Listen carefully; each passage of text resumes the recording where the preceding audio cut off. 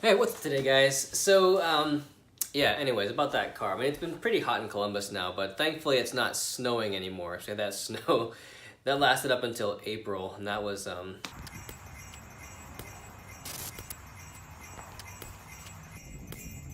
Anyhow, today's episode is going to be not an episode, it's actually a podcast interview, because I haven't been uploading the episodes, because I don't have video for all of them, but I do for some. And this one is with Jared Groves of Fuel House Creative. He's a pretty cool guy. And I was debating on whether or not to actually upload it, but I figured I want to have these online somewhere, and currently the only place I have online to put videos is on YouTube and Facebook. So I'm gonna upload the video to YouTube, and that'll be the video for, I guess, the video for the day, and then we'll go back to doing regular vlog content, the next day after that. But anyways, so if you're into podcasts and you just want to turn the audio on and check out the episode, then feel free. That's what's going to be on here today, and yeah, so let's go ahead and throw that on the screen. Thank you for watching, if you watch, or listening if you're going to listen to it, or just for dropping by, and I'll catch you back in the next one.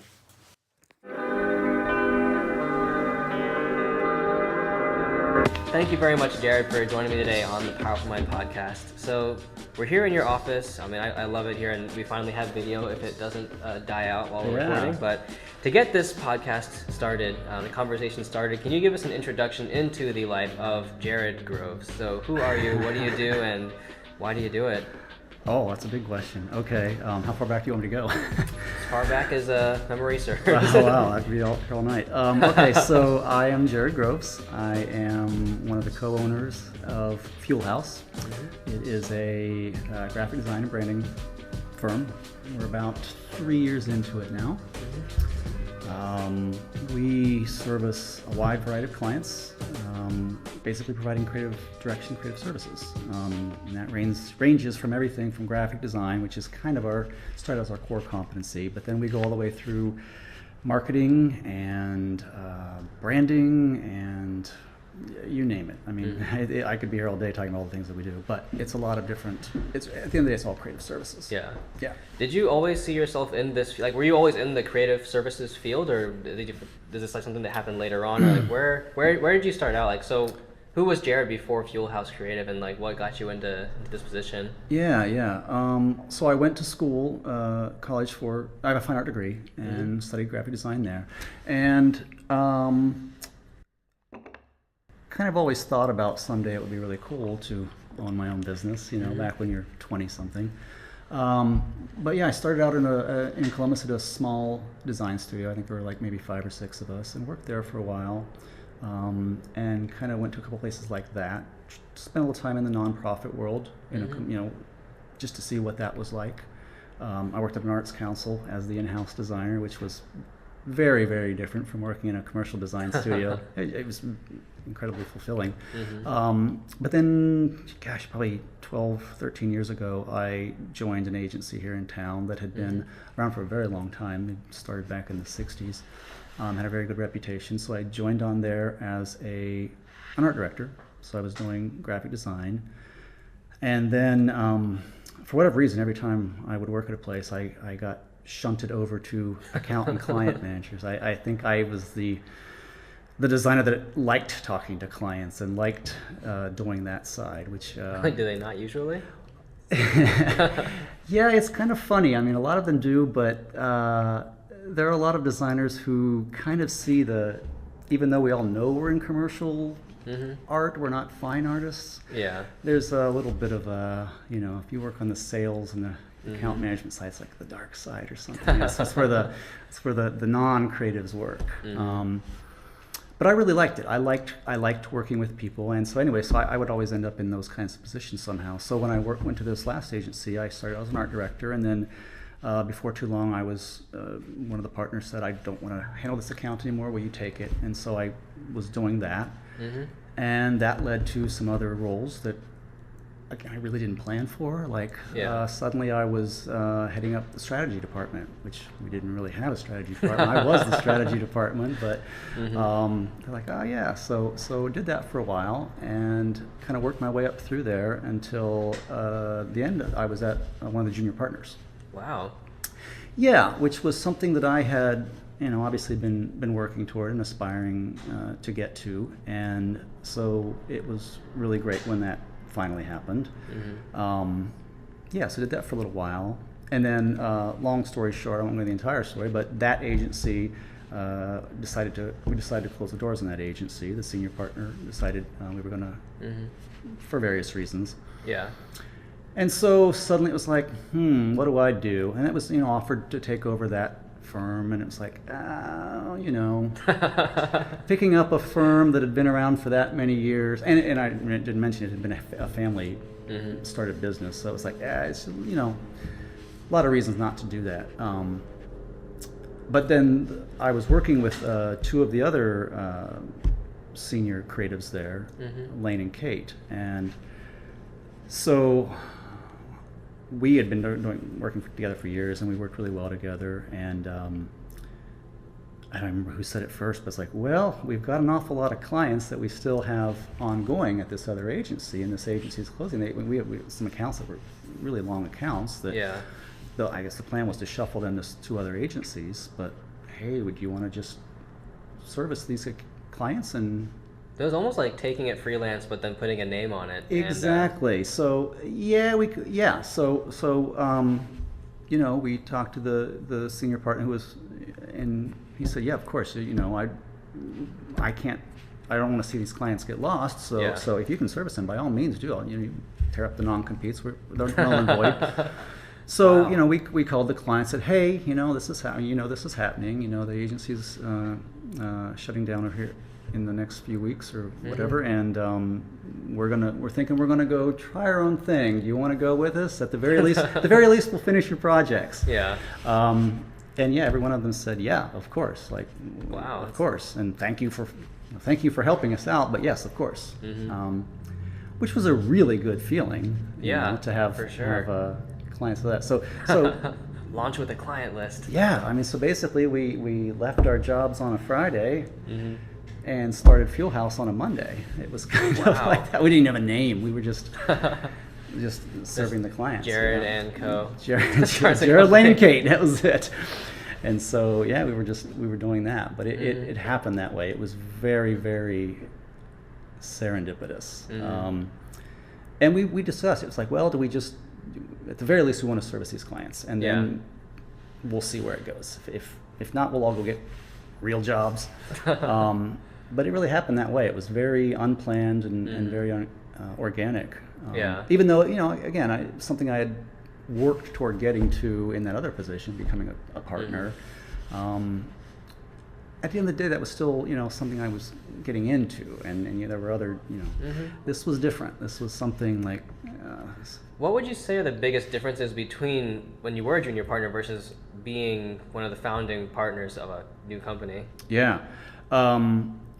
Well, as a junior partner, and maybe this wasn't true, but I had the idea that it would be like kind of tiptoeing into it, kind of like some training and work your way into it. And then, now it's like, there's no training. It's like we've got to figure this out. When you were in, I guess I kind of wanted to ask, where did you get your business sense, or was that always like part of your character? Because you had mentioned you were in school for fine arts. You wanted to do. Did you always want to get into doing commercial, like graphic design, brand building? And so, do you want to hear the really long life story? Sure, let's go for it. Okay. When I was a kid, I loved art and creating. There was a period of time, but I didn't know anything about it. I was just. We're talking like grade school. Yeah, grade school and Play-Doh. No, later than that. Like Okay. all through high school, I would draw and things Okay. like that, and I liked the creative world, but I didn't know anything about it. I came from a very blue collar family. I didn't grow up around art museums, and I didn't know what a graphic designer was. So the idea of doing something artistic for a living seemed awesome, but the only thing I could think of was like, well, I guess I could work for a comic book artist or something. Yeah. You know what I mean? That was my entire frame of reference. So, and so when I went to college, or I graduated from high school, I had no idea what I wanted to do. I just thought art was a hobby. Like artists were like the people that sold Velvet Elvis paintings on the street corner, and I didn't see myself as that. So I went into school as a business major and hated it. I absolutely hated it. So I spent about my first year and a half in it, and I just absolutely hated it, and I didn't know what to do with my life, and I was really freaking out. And so you had done art up to this point, then you went to school for business. Right, and art was just purely a hobby. I mean, it was stuff I did in my bedroom and at home. It wasn't something I really tried to do outside of that. So I honestly didn't know if I was any good at it or not. Looking back, I realized I was doing graphic design. I used to remember when you had the maybe cassette tapes. I used to make my mixed tapes, and then I would design my own little jackets for it. Stupid stuff like that. But so I was always thinking that way, but I didn't have any frame of reference or education about it. So total serendipity. I was in it one summer when I was home for summer break. I had no idea what classes I was going to take when I went back to college, and I was driving down the road one day and flipped on the air conditioner of my car, and my car just died.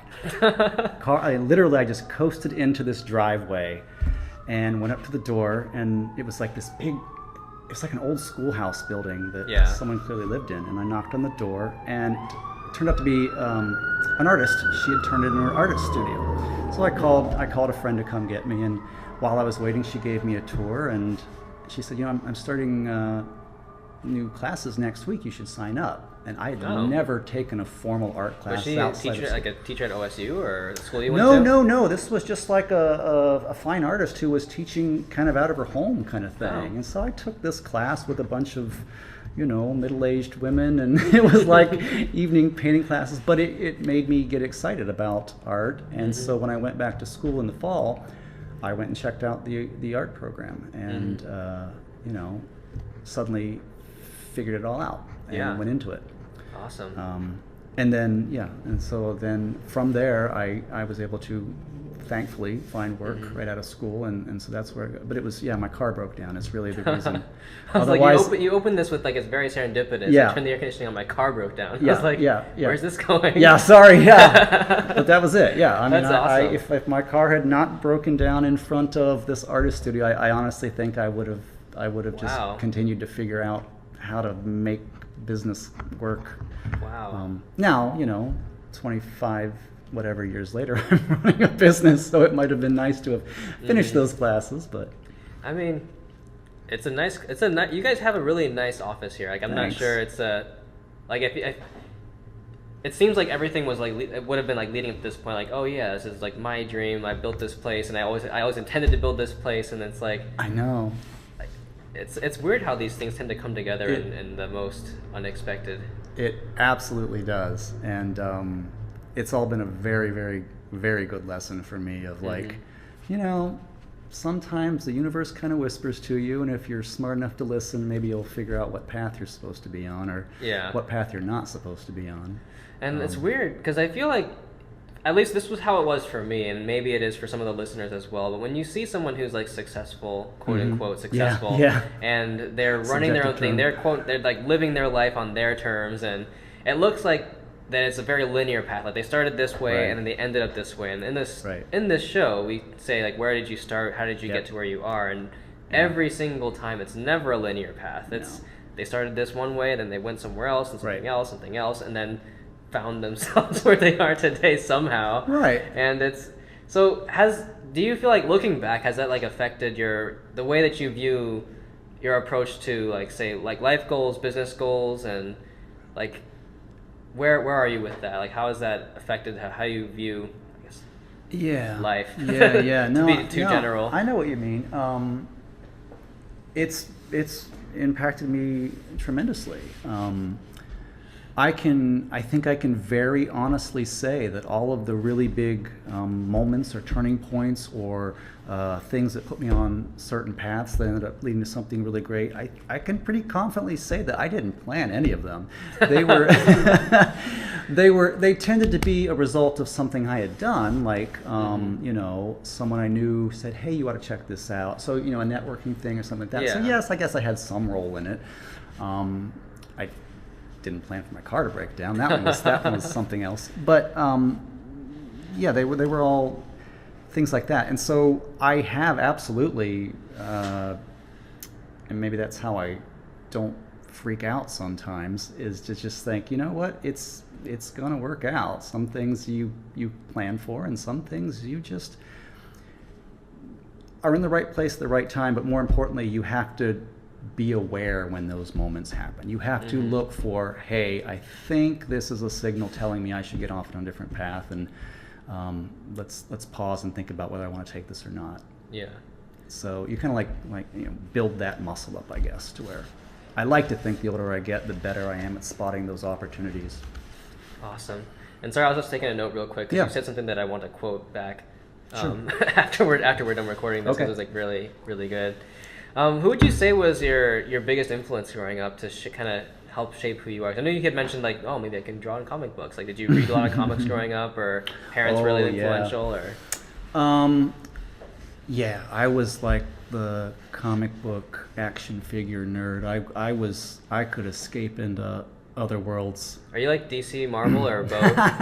I'm Marvel. Okay. Although no. Well, my favorite character is actually DC, but overall I read Marvel. Wait, who's that? Hawkman. Hawkman? Hawkman. Why Okay, this is... Why Hawkman? Why Hawkman? Because when I was a kid, I thought how cool his mask was, and the fact that he ran around with big giant wings on his back. I just wanted that, like, presence. It would be cool to fly. Yeah. Yeah. His powers were pretty lame, but... I mean, gosh, he had wings on his back. Well, there's, like, Archangel from Marvel. He's a guy with wings. Yeah, I like him, but not Hawkman. So who were some of your biggest influences then? I mean, they could be comic book characters. I mean, because... yeah, I hear what you're saying. I was gonna go on like a bit of a tangent regarding stories, but go ahead. Well, it's funny because I've never, and even to this day, I'm not a celebrity follower or whatever you want to call it. Like, I like specific pieces of work, and sometimes I will follow an artist or whatever, but I never really looked at it that way.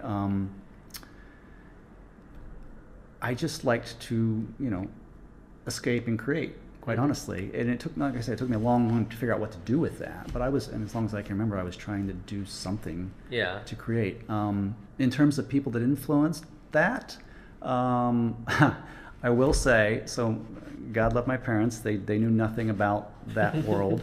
But every single year, my mom would buy me art supplies. She'd buy a sketchbook and colored pencils and stuff when I was a little kid, and so I would fill those things up, and then next Christmas I'd get another one. So that was cool, because it wasn't something I knew I could do anything with, but it was kind of nice to keep that fed. Yeah. Yeah. And then another person that really influenced me. This is a little different than maybe what you're asking for, but I was in orchestra when I was in middle school and high school. I played violin, and I really wasn't that good. But I loved the idea. Again, it was when my brain was still trying to connect creative dots. And so I had this amazing orchestra teacher that just pushed us and pushed us and pushed us and opened my eyes to a lot of things. I had a really big turning moment when I was in high school. She took us all to New York City for an orchestra field trip, and she took us to a Broadway play. And again, I was a kid from like a small town. I didn't know what a Broadway play was. And this was my, other than some tiny school plays. And I'm on Broadway seeing this thing, and I remember watching it going, I don't know what's going on, but there is something really, really cool about this, because it was one where the sets were moving and everything was choreographed, and I'm like, okay, there's singing and there's moving sets, and these sets are amazing. They're not literal, but I totally get what they're supposed to be, and I don't know why those people are fighting and singing at the same time, because that doesn't make any sense, but there's something about this that I absolutely love. And so, and looking back, I know it was storytelling. It was storytelling. It was different ways to communicate and storytell. But at the moment, I can to this day remember sitting in that theater going, I don't get this, but this is so cool. And I think that set me on the path of like, I got to do something in this field. Yeah, and I remember when we spoke the first time, you had mentioned about how much of what you do is not just making graphics for people, because if you don't know your story or your why, your mission, your purpose, you can't put a graphic to something that doesn't have a form or that's not undefined. Yeah. So did that whole retrospect, like 2020, that whole like, you know, grade school learning about stories, like did that influence how you operate with your company now? Yeah, absolutely. And it's funny, it took me a really long time to, you know, once I became trained as a graphic designer, I, you know, had the graphic designer philosophy and was down that path. But yeah, all of that, I realized and I think that, and looking back, I think it was why I kept moving into account management roles and other roles, was because I liked interacting with the clients and I liked figuring out more than just the visual. Yeah. You know, now I'm at a point in my career and just a point in my own learning where I realize I never liked graphic design because of the visuals. I mean, I know designers who will just, you know, spend hours and hours and hours kerning the letter forms, and I like doing that sometimes, but I like the bigger story. I don't want to just put it up and look at my artwork. I've never really been that kind of designer. I like feeling like I told a story, as cliche as that might sound. Yeah, no, it's awesome. But it has allowed me to, allowed us at Fuel House to offer a wider range of services. It's very hard to be an all under one roof and still get anything done. So it's allowed me to work in different mediums and just think about things in a more holistic way. And I think my clients like that. I think that's why they continue to hire me. Like something's working. I hope, yeah. What do you think is the most challenging thing about what you guys do here at Fuel House? Oh, geez. From a practical standpoint, I think it's just balancing it all. There were only 3 of us, and we're basically selling ourselves. You know, we don't sell graphic design, we sell Lane and Kate and Jared. And so when you are the product and the service, you also, that's great, but you also have to be the bookkeeper and the and the salesperson and all of those things. So that's easily the hardest thing. I mean, we can all sit at our desks 40 hours a week and not leave them and keep ourselves busy, but that doesn't really get you through the next thing. Well, when you say that you're not selling graphic design, you're not selling pictures, you're selling yourselves, basically. You're selling Jared, the brand of you.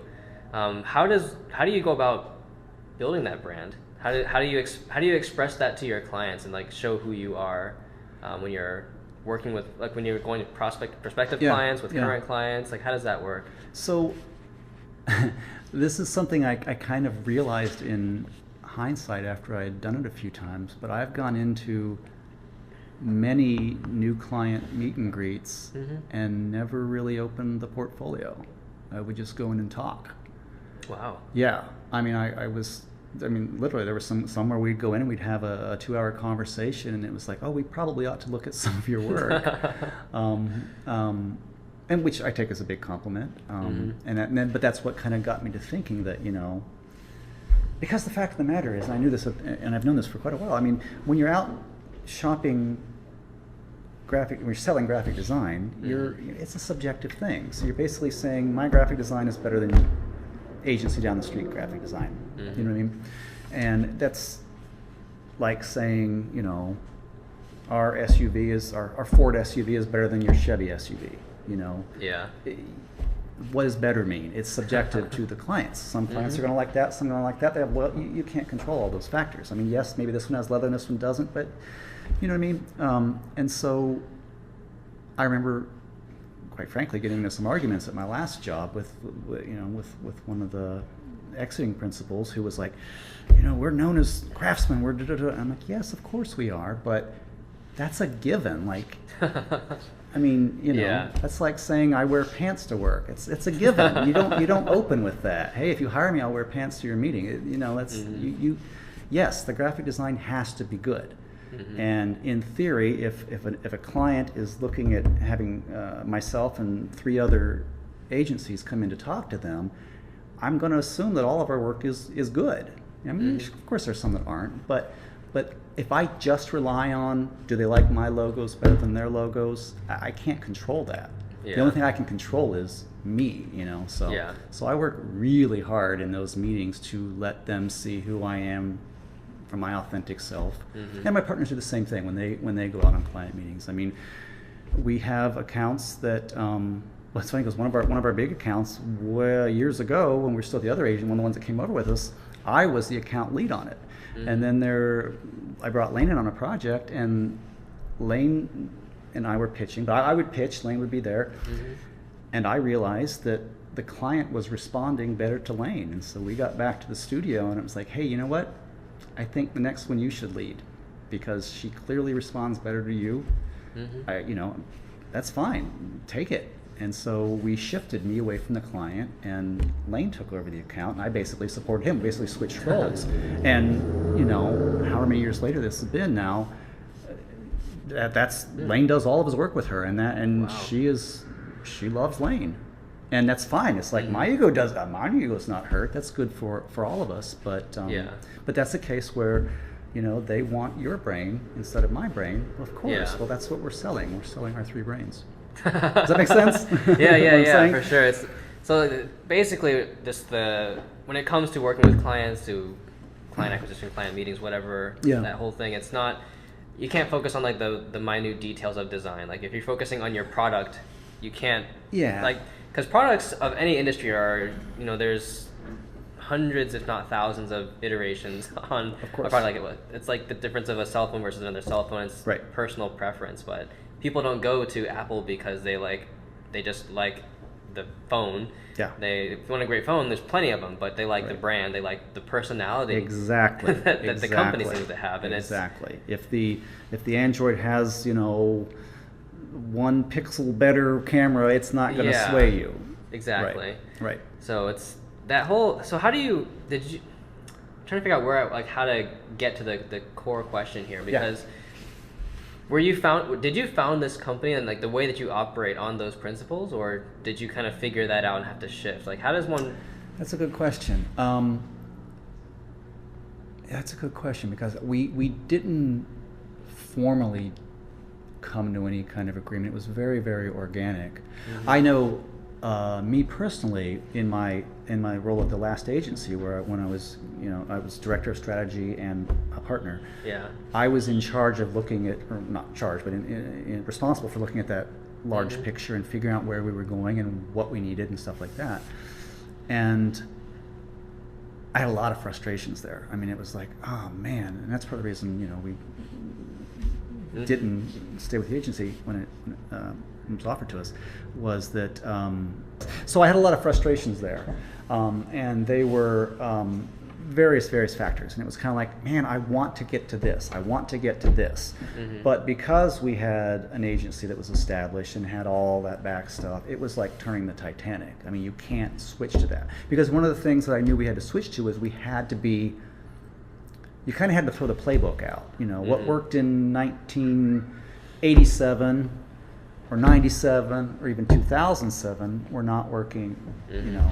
And so, but it's like trying to turn the Titanic with an agency that's got some legacy and all of that stuff. We needed to be leaner. It's like we need to be leaner. We needed to be something different. You can't just be a graphic design agency. They used to work. And the industry was kind of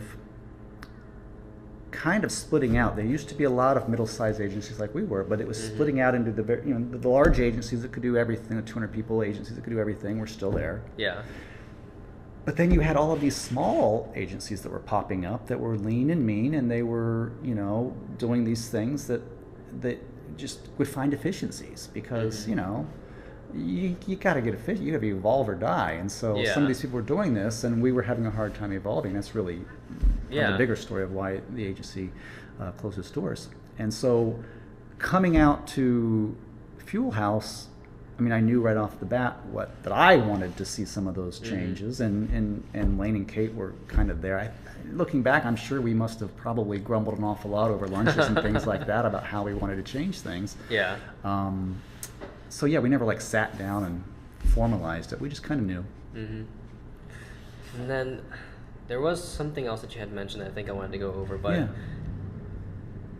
going on and moving, I guess, beyond just graphic design, like if someone were to, like say if you were talking to someone yourself years ago, what kind of advice would you give to your past self to help them to find their way and to succeed in life? And I'm trying to avoid saying, how would you help your past self start a business, or how would you help your past self find a job? Because I think each person listening, maybe they want to start a business, maybe they don't, because everyone's path is unique. Right. If you're just talking to yourself, your younger self, or to some younger version of a person, like what advice would you give them to help them to, I guess, lead from their purpose or passion or mission to end up somewhere, quote unquote, successful in life? Yeah. Well, right off the bat, I would say get a mentor, because it took me a long time to get one, and I finally got one, and that really did. That was what shifted me from being a designer into whatever I am now. Because it was funny. I had to give myself permission to let my identity shift a little bit in some of those roles that I was telling you about. But I think it all comes down. I mean, if I were just to give a piece of advice, it would be to be your authentic self when you're making decisions. I'm a big, and don't always practice this like I would like to, but I think when we start using the word should an awful lot, like I should be this at this age, and I should be able to do this, and I think we start handicapping ourselves a lot, and we start putting ourselves on paths that we don't necessarily want to be in. And I don't mean that to sound like, you shouldn't have goals and you shouldn't be driven. I'm not saying that at all. I'm saying you need some kind of internal filter, I believe, as opposed to only external filters, to figure out where you're supposed to be.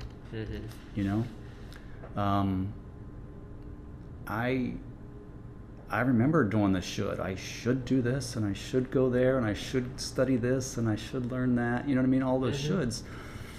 And obviously you have to learn things, and you have to do certain things to advance your career. But I honestly, the successes that, at least the things that I feel are successful, and the things that I guess I am happiest doing in my job, are the things that come out when I am in my authentic self zone. You know what I mean? Yeah. No, that's awesome. I actually feel like you might have just answered the question. I ask this to everyone. It's like, what do you feel defines a powerful mindset? Yep. And I was like, I think you just answered it. That is my answer, yes. Allowing yourself to be authentic and giving yourself permission to shift who you think you should be, because that's right. That whole should thing is like I would say like almost like the bane of happiness. Absolutely. I mean, it really is. When you start, I mean, it's fine. Again, it's fine to have goals. If you say, I want to make X amount of dollars, that's fine. That's perfectly fine. But if you do it at any means, any way you can, then you're not going to be happy. You know what I mean? Or whatever the goal is. I mean, you have to have a goal that reflects that your authentic self is comfortable with. Like, I'm at a point in my life. So I'm technically a single dad. I have an 11-year-old. I am in a relationship with someone, and she also has 2 children. So collectively we have 3. But right now we still live apart. So I'm technically a single dad, and it was absolutely terrifying to be a single dad and starting Fuel House. Wow. It was like, what the heck am I thinking here? I wasn't thinking. I mean, I kind of told you how fast it happened. Yeah. But it was absolutely terrifying. I mean, thankfully I have an amazing ex-wife who I cannot say enough nice things about. She and I are fantastic co-parents, and we still watch each other's back. That was the only thing that kept me from totally freaking out. It's like, what am I thinking? But that has also shaped how at least I personally, my role here at Fuel House. Lane and Kate have a little slightly different priorities for themselves because they don't have kids, but they have their own priorities. But that was a big one for me. I mean, I have, my ex-wife and I have a 50-50 custody, so there's half the week that I have to leave here at 5. It doesn't matter if the building's on fire. Now, if it is, I can call. I've got that great relationship. Hey, Ann, can I? Yeah. Of course. But it's less about making it convenient for her and more about, I literally only get to see my son for half of his life as a result of a divorce. And that sucks. I mean, there's no other way to say it. It sucks. And so I have got to maximize every last minute that I do have. And so do I want to be, scrambling to get a website done for a, client that sells vacuum cleaners? Or do I want to go home and make dinner with my son? I mean, obviously, sometimes you have to make the tough call. Yeah. But I really, really try to, at least from my side of Fuel House, shape that so that I can do that. And I've got fantastic partners who are like, yep, 5 o'clock, see you, man. Yeah. Now, the other days I can stay late when he's at his mom's. Yeah. And that's what works at a place like this. And having that willingness and ability and mindset to be able to shift. Yeah. To shift into your authentic self, like know authentically you, what is very important to you, I think is very difficult and scary no matter where you are in life. And I should clarify, I do not practice it as well as I would like to. It's something I aspire to. And when But I think even the realization and knowing that it is something that is important to strive for, because I think there are so many times that we just get so caught up in the busy work and then in the chase that you forget why you began chasing in the first place. Absolutely. So that's back to those shoulds. Yeah, it becomes like you begin walking, what's it called, like an autopilot, essentially. Right. But just don't want to autopilot in the wrong direction. Now, if you were like, is there something that that our audience can do that they can put into practice, like that can help them to begin to mold their mind or like begin to make their mind more comfortable with accepting themselves, who they are authentically, and to let that to drive them? Yeah. Like, what are some things that we can do? Is there like a meditation, a mantra? Like, how did you find the willingness to do that for yourself? Honestly, one of the biggest things that I think I did was I stopped worrying so much what people were going to think of me. I was so concerned with that in my 20s. Like, I had to present myself a certain way, and I had to do this, and I had to watch everything. And that's where those shoulds come in. You start realizing how many times you're saying should. I should do this. I should do this. I shouldn't do that. I really shouldn't do that. And you're like, man, I'm like trying to walk in someone else's shoes, And just because that guy over there that I see as successful and aspire to be like him, that's not necessarily, that's not going to work for me necessarily, Successful really, really, really has to be your own definition. It's like anything else. Every single person in the world is going to define it differently. And it's going to change. If I had never become a parent, I'm sure I would have a very different focus about work-life balance. But now it's like, no, it is, yes, I want to do good work. Yes, I want to put a roof over my head, but, I work to live, not live to work. Yeah. And maybe I'm not going to retire well, who knows? But, damn it, I'm going to be there for the things that matter in the interim. Awesome. Thank you. You drop a lot of quotable things in here. Go back and make little snippets for you. All right. For the internet, and then I'll share them. Okay, this has been good. This is forcing me to think about some of the things that I don't. Yeah, but for that advice, I think you've got to it wasn't until I finally had the courage to just really be myself and have confidence that there was value in that. Yeah.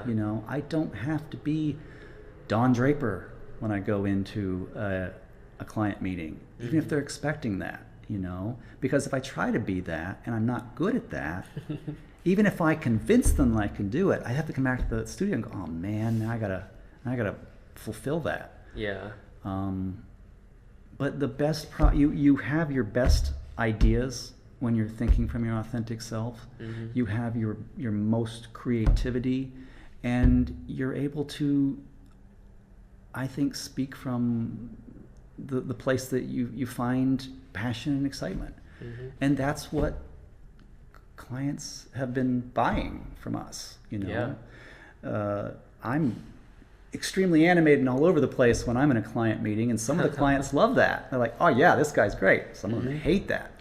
Lane is very disciplined, and he's cool. I mean, he's cool, but Yeah. he's much more subdued than I am. And then Kate's completely different. And so it's great. I mean, those are our offerings. We've got 3 very different personalities, and it's kind of like, you know, what do you want? We all do good work.